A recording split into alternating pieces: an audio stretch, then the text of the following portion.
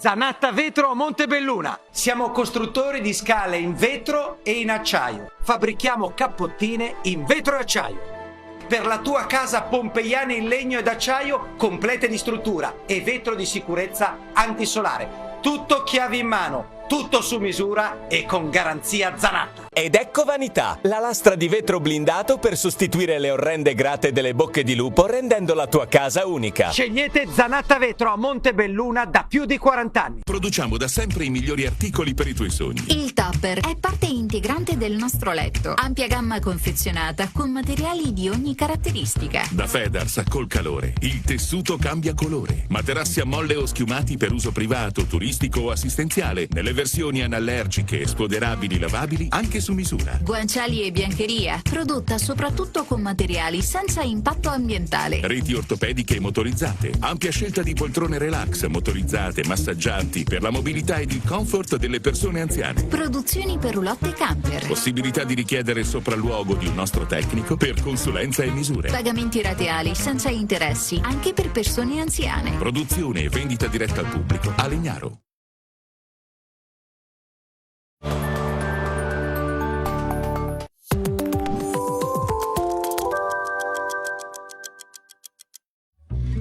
Je pense aux jours lointains.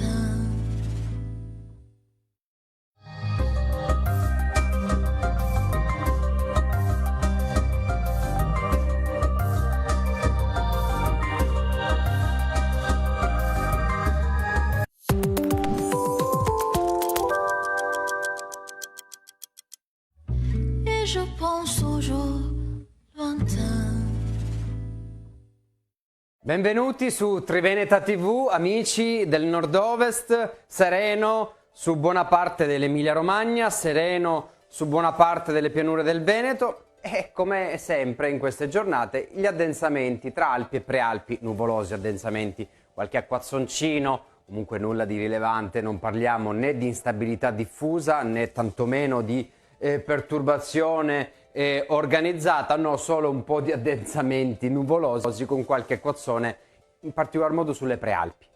Il sereno impazza invece sulle zone di pianura, sia del Veneto che dell'Emilia Romagna. Temperature calde, elevate, massime anche attorno ai 30-32 gradi. Le minime sono aumentate all'interno dei centri abitati, valori anche attorno ai 18-20 gradi e insomma si comincia a soffrire un po' il caldo anche nelle nostre abitazioni, quelle poco coibentate, e vediamo invece in aperta campagna e sulla costa valori un po' più bassini, minimi tra i 16 e i 19 gradi, 18. Ma sarà un crescendo di caldo giorno dopo giorno, l'anticiclone continuerà ad inviare aria sempre più calda e le temperature massime col passare dei giorni in questa settimana, nuova settimana, aumenteranno. Buon proseguimento, buon lunedì.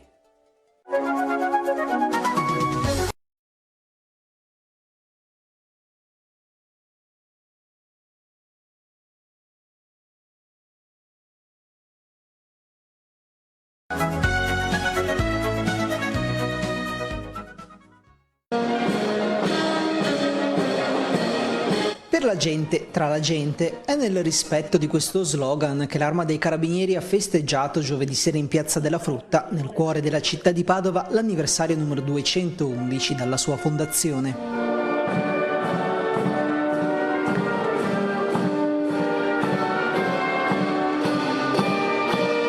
Fondata da re Vittorio Emanuele I il 13 luglio 1814, ogni anno l'anniversario viene festeggiato il 5 giugno per ricordare quando, quello stesso giorno del 1920, l'Arma ricevette la medaglia d'oro a valore militare per il comportamento tenuto dai carabinieri durante la Prima Guerra Mondiale, occasione per tenere memoria dei sacrifici compiuti, dei risultati conseguiti e dell'impegno a tutela delle comunità.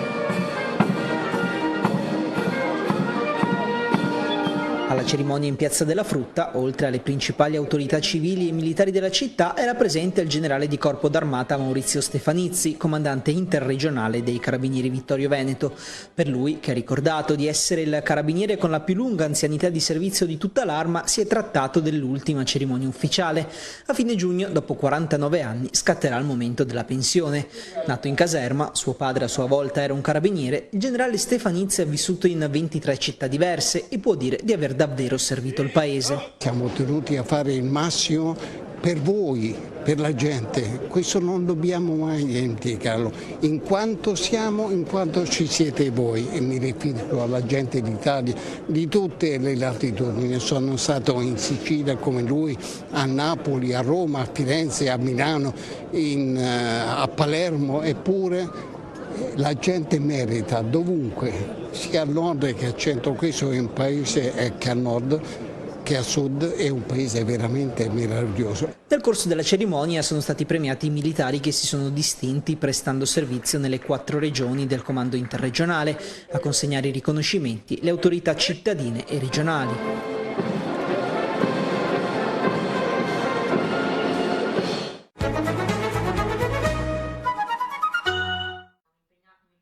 Trasferta a Bruxelles per le 3 principali città del Veneto. I sindaci di Padova, Verona e Vicenza sono stati ospiti martedì sera di un confronto con l'Unione Europea promosso dall'eurodeputata democratica Annalisa Corrado. Una tavola rotonda denominata l'Europa dei territori più sostenibile e inclusiva. In questo senso le 3 città venete possono essere un esempio virtuoso di come si stia cercando, in un contesto non facile come quello della pianura padana, tra le aree con le maggiori concentrazioni di inquinamento di tutto il continente, di immaginare un futuro più sostenibile. Verona e Vicenza sono attualmente al centro dei cantieri dell'alta velocità per collegare meglio le città e le economie del nord Italia. Padova sta costruendo una delle reti più ampie di tranvie attualmente in cantiere in Italia. E tutto grazie ai fondi europei del Next Generation EU. Ecco l'importanza allora del sostegno dell'Unione Europea anche alle realtà più piccole, alle singole città. Sforzi che vanno fatti insieme tra enti locali e strutture sovranazionali. Le sfide ambientali, energetiche e sociali che i territori stanno affrontando passano infatti dalle idee dei sindaci, ma anche dal sostegno dell'Unione Europea. 3 città della pianura padana, per cui 3 tra le città più inquinate d'Europa, perché il bacino padano è tra quelli più in difficoltà dal punto di vista in particolare dell'inquinamento dell'aria, e quindi l'occasione di essere qui presso le istituzioni europee, interloquire direttamente con gli europarlamentari, con i funzionari della Commissione, ci dà la possibilità di interfacciarsi direttamente con chi assume le decisioni e soprattutto con chi ci può aiutare ad affrontare un tema che è sempre più delicato per i nostri territori. Spesso e volentieri il rapporto con le istituzioni di livello superiore avviene singolarmente, in realtà sono temi che riguardano le nostre città, i territori, e credo che confrontarsi direttamente con chi poi sta mettendo a terra il piano per i prossimi fondi strutturali europei, e credo che sia stato utile anche confrontarci sulle varie dinamiche anche differenti rispetto alle nostre città per alcuni aspetti, ma molto in linea su tanti altri. Un dibattito importante, un confronto anche con membri della Commissione, esperti proprio di queste politiche che coniugano ambientale, sociale, sostenibilità, impresa nel solco della transizione ecologica delle nostre economie e della nostra società.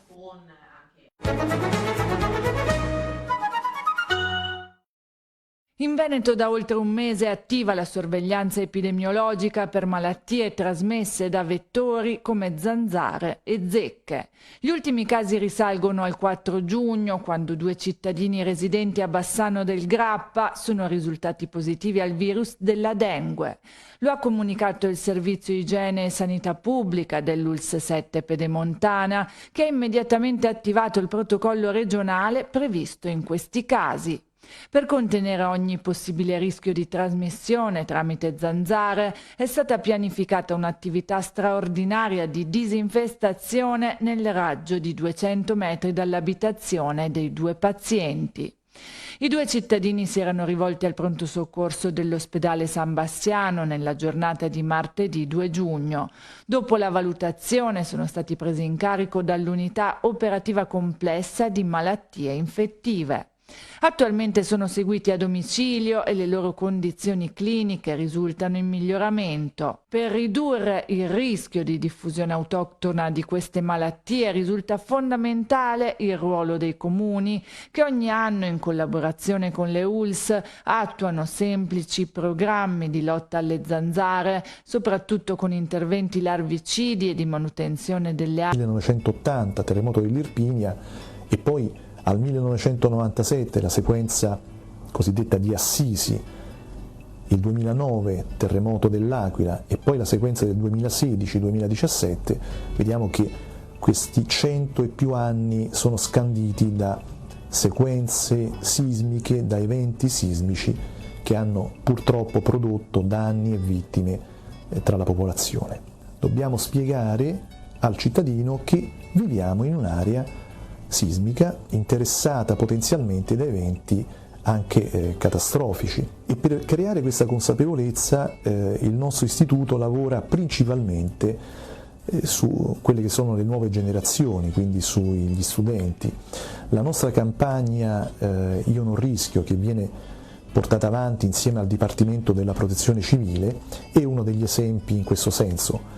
Il nostro istituto svolge periodicamente degli incontri nelle scuole, parla con gli studenti, spiega quali sono gli elementi da conoscere per quanto riguarda il rischio sismico e il rischio vulcanico anche in Italia. Non dimentichiamo che il rischio sismico è solo uno tra quelli che interessano il nostro territorio. Il rischio chiaramente non si può cancellare e ridurre a zero, ma dobbiamo arrivare a mettere in atto tutte le azioni necessarie per ridurlo ad un rischio cosiddetto accettabile.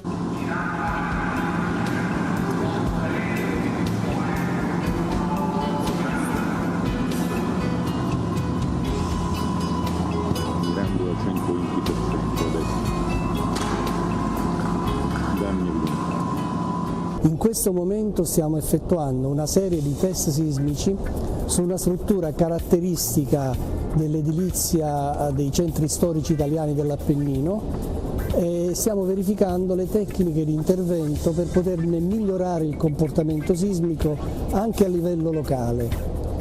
Tecniche di intervento che possono essere di basso costo e anche di facile applicazione, per esempio come in questo caso l'inserimento di una catena per contenere la caratteristica dei muri di potersi ribaltare durante il terremoto, oppure una rete, applicazione di una rete su una parete, sempre per rinforzare la parte strutturale relativa al ribaltamento. Le due campagne sono su un provino che rappresenta una piccola casetta con una copertura e con aperture non simmetriche, soggetta a input sismici, 4 diversi eventi sismici che hanno interessato il nostro paese: Nocera Umbra, quindi terremoto Umbria-Marche 1997, poi Mirandola, il terremoto dell'Emilia 2012, l'Aquila 2009 e poi l'ultimo terremoto, questo del centro Italia, la registrazione di Norcia. Noi stiamo dando questi diversi input sismici a questa piccola struttura che è alta circa 4 metri ed ha dimensioni 3,5 per 3,5, con un tetto in legno, aperture non simmetriche, per cercare di simulare il comportamento di una struttura prima, cioè nella condizione non rinforzata, e poi a seguito dell'applicazione di un sistema di rinforzo.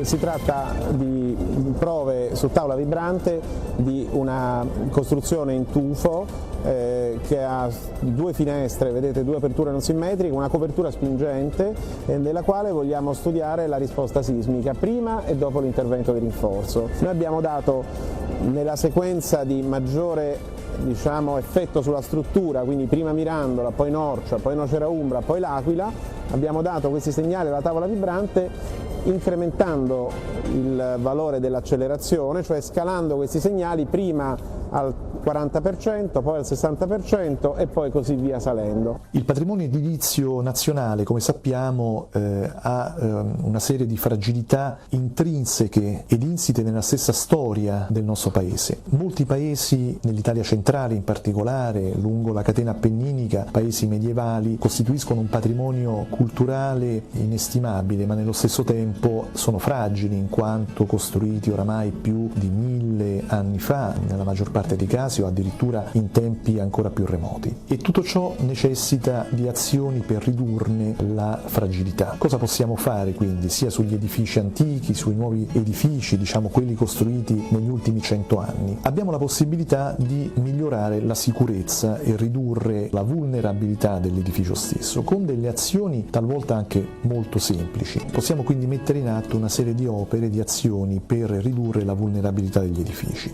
In particolare azioni strutturali, operazioni strutturali, talvolta anche abbastanza semplici, che ci consentono di collegare dove necessario le pareti delle nostre case con reti metalliche o con dei giunti che consentono di rendere più coerente la struttura stessa. Prova iniziata. Questo laboratorio da anni si occupa dello sviluppo di tecnologie e della verifica dell'efficacia di queste tecnologie per il rinforzo e il miglioramento sismico delle strutture, con applicazioni sia nel campo dell'edilizia, come in questo caso, o sia nel campo della protezione delle opere d'arte, per esempio i basamenti antisismici per statue a prevalente sviluppo verticale e particolarmente vulnerabili. Il laboratorio è al servizio del sistema paese per sperimentare le tecnologie sviluppate anche dalle aziende. Il laboratorio è dotato anche di un sistema di monitoraggio degli spostamenti sulla struttura in grado di verificare anche l'efficacia dell'intervento, perché misura gli spostamenti fra i vari marker che vediamo qui applicati all'edificio e che quindi misura in pratica l'entità del danno, perché se si forma una fessura lo spostamento dei marker la rileva e ne rileva anche l'ampiezza nel tempo. Questi sistemi di rinforzo sono costituiti da tessuti, in generale sono reti. Queste reti possono essere applicate sulle superfici murarie attraverso una malta, una semplice malta, quella che in gergo si chiama una matrice inorganica. In questo modo si crea un pacchetto di rinforzo che si applica sulle strutture murarie e quindi ne migliora le caratteristiche meccaniche, in quanto queste reti hanno capacità di resistere a trazione abbastanza elevate. L'applicazione del rinforzo è abbastanza semplice, bisogna in generale predisporre un certo numero di connettori, si vede anche nell'immagine la quantità di connettori che servono per garantire il fissaggio di questa rete al supporto in muratura. Una volta infilati questi connettori e fissati i connettori si prepara il tessuto di rinforzo sulla superficie esterna e poi si applica la matrice inorganica, la malta, in questo caso una malta a base di calce idraulica naturale, si applica, vedete, con un sistema tipo grouting, quindi abbastanza rapido da eseguire. Questi, come altri interventi naturalmente, ci consentono di migliorare la resistenza e ridurre il rischio soprattutto per il cittadino che vive in queste abitazioni. Questo è il messaggio che deve passare. L'edificio può subire danni non alle strutture portanti, ma alle tamponature e ai tramezzi ad esempio. Ciò che queste opere devono assicurare è per l'appunto la sicurezza di chi vive all'interno dell'edificio. E quando si costruisce dunque che bisogna pensare alla sicurezza, e gli standard di sicurezza sono previsti dalla normativa antisismica per le costruzioni già da alcuni anni. La nuova normativa sismica è molto avanzata qui in Italia rispetto alle altre normative mondiali, per il semplice fatto che i codici europei hanno lavorato molto in sinergia, quindi è stato un lavoro di tutta la comunità europea per inserire nelle nostre normative delle costruzioni gli studi più avanzati mondiali sul settore. La normativa ormai del 2008 rinnovata anche ultimamente con la nuova normativa 2018, non molto differente potremmo dire da quella già esistente, ci permette di lavorare in tutta tranquillità nell'affrontare i problemi legati alle costruzioni e specificatamente i problemi di ingegneria sismica. Unire sicurezza strutturale e qualità architettonica è stato lo scopo delle ultime costruzioni romane, come ad esempio quella del nuovo quartiere denominato la Città del Sole, un'area urbana di 17.000 m² con residenze, uffici e spazi commerciali integrati in quello che era un vecchio deposito di autobus. Gli edifici sono rivestiti da un frangisole in vetro orizzontale e solo gli appartamenti da pannelli in alluminio. La concezione architettonica è quella di essere un limite valicabile e permeabile come la trasparenza di questi materiali. Il ruolo dell'ingegnere ovviamente è predominante in questa attività di valutazione del rischio sismico e contemporaneamente anche nella prevenzione del rischio sismico lavorando sulle costruzioni. Un ingegnere per lavorare in quel settore ha bisogno di essere laureato in ingegneria civile e aver fatto possibilmente un esame di ingegneria sismica. Ingegnere civile, ma non necessariamente ingegnere antisismico, dunque. E questa può essere una falla nel sistema, dal momento che non è obbligatoria la certificazione di un ingegnere esperto in antisismica. Questo fatto può comportare numerosi problemi, soprattutto per quanto riguarda l'adeguamento dei vecchi edifici. Molto spesso quando vediamo delle immagini di crolli in aree colpite da eventi sismici, notiamo il verificarsi del cosiddetto effetto pancake, cioè lo schiacciamento dell'edificio stesso. Questo è causato molto probabilmente o da una scarsa tenuta degli elementi strutturali principali, o più probabilmente dal fatto che effettuiamo delle opere successive alla prima progettazione, alla prima realizzazione dell'edificio, ad esempio una sopraelevazione di uno o più piani, che naturalmente vanno ad appesantire la struttura. In altre parole, se costruiamo e progettiamo un edificio di 2 piani, deve rimanere di 2 piani. Sopraelevarlo, non avendo tenuto in considerazione al momento della progettazione di appesantire la struttura e quindi di realizzare delle fondamenta che siano sufficientemente solide per sostenere altri piani, è chiaramente di per sé un incremento della vulnerabilità che può risultare critico in caso di evento sismico. Fare un edificio, innalzarlo di 1 piano, di 2 piani.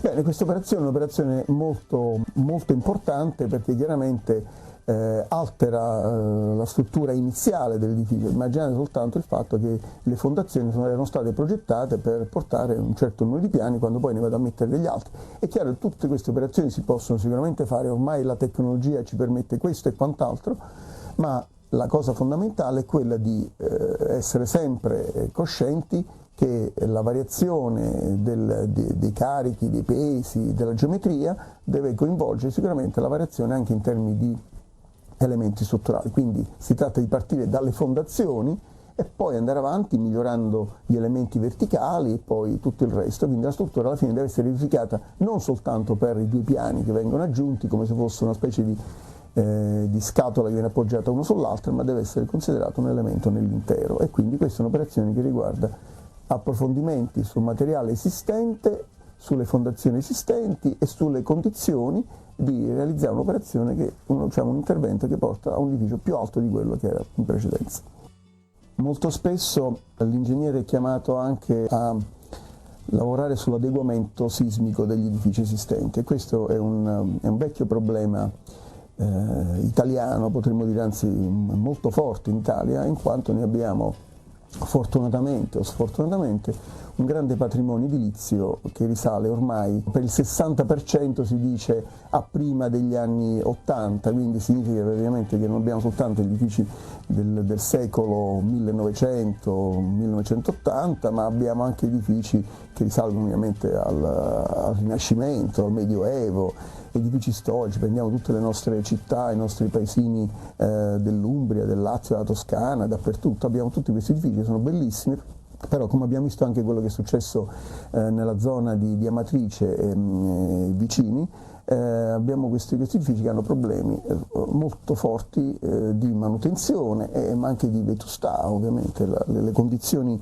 dei materiali sono ormai datate. Questi interventi sono molto difficili perché riportare completamente in adeguamento queste strutture risulta problematico per adeguarli ai nostri parametri di sicurezza. È un po' come voler portare una vecchia 500 ai parametri di sicurezza di una moderna Fiat 500, quindi con l'ABS, con tutti i freni, controfreni, i sensori, eccetera. Chiaramente questa è un'operazione molto difficile, ma perlomeno si può pensare di ricondurli a un livello di sicurezza accettabile. Questo è quello che è uscito fuori ultimamente con questa interessante normativa sul sisma bonus, che dà delle indicazioni sia sull'aspetto tecnico ma anche sull'aspetto contributivo da parte dello Stato. L'intelligenza di questo provvedimento è stato di non chiedere agli utenti di adeguare al 100% l'edificio, ma di migliorarlo. Quindi significa che possiamo anche immaginare un edificio che possa essere, attraverso interventi oculati, ovviamente sempre realizzati nel campo della struttura, migliorare il livello di sicurezza innalzandolo di un certo gradino, un po' come si fa con il problema dell'efficienza energetica. Le nuove strutture di pregio architettonico sono state costruite sin dalle fondazioni con criteri antisismici. Un esempio è la nuova sede di una banca, che a Roma è stata incastonata in una parte della stazione ad alta velocità Roma Tiburtina.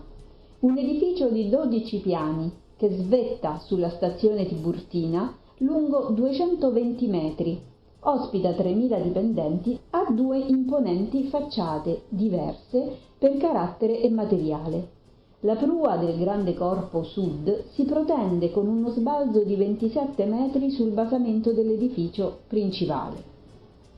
Il vetro della facciata dinamica verso la stazione si contrappone al gres dalla finitura dorata e iridescente del lato urbano. Ma un altro edificio romano molto noto, ovvero il nuovo Palazzo dei Congressi dell'Eur, non trova tutti d'accordo a Roma in quanto ad architettura. Un ingegnere dalle doti eccezionali lo ha reso vivibile coordinando l'idea architettonica artistica con le esigenze dell'edificabilità, cavi tiranti e pilastri per sostenere la nuvola, della sicurezza, della struttura